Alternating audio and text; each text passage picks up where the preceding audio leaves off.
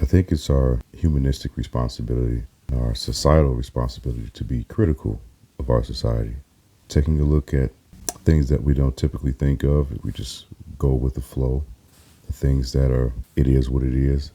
It's good to sit down and think, well, what is it exactly? One of the ways to do that is to be critical of our language. What we believe in, what we value, the structure of our entire civilization are predicated upon intent through language. There are many different forms of language. My entire adult career, I've worked in research and development. The language used there differs greatly from the language that I would use amongst friends and family.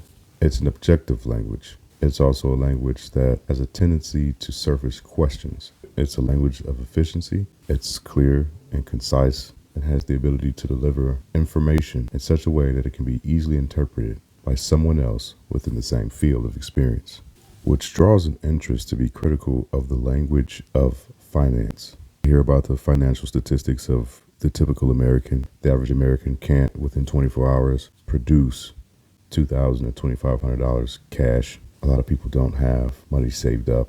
There are many Americans that are on the brink of just being flat broke. And when you examine the language of finance, you can kind of understand why. The language of finance is not clear and concise. It does not deliver information in an efficient manner that can be interpreted relatively easy. It's often a language of deception. It appears the language of finance within itself is jargon. That should be examined. I mean, depending on your life experience, just look at all of the major purchases that you've made in your life and look at the documents and the language associated with that purchase. Buying a home, buying a car, tuition, hell, even a privacy acknowledgement on your phone through an app. The language is jargon. It's deliberately difficult, abstruse, and long. That should be examined. Even the savvy in the financial realm, if they have information to relay to someone else to assist them in their financial matters, they end up being loopholes. They have this way of understanding how these various systems may be connected, and they find loopholes to gain capital. That should be examined. Loopholes within their nature are difficult to find.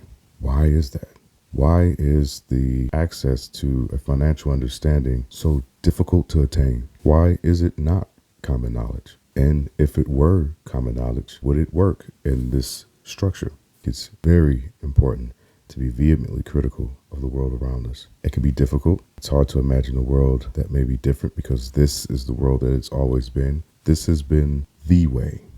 But I want you to understand that this is simply a way, not inherently good or bad. It's a way of life, not to be confused with the way of life. Be critical, be observant, be aware.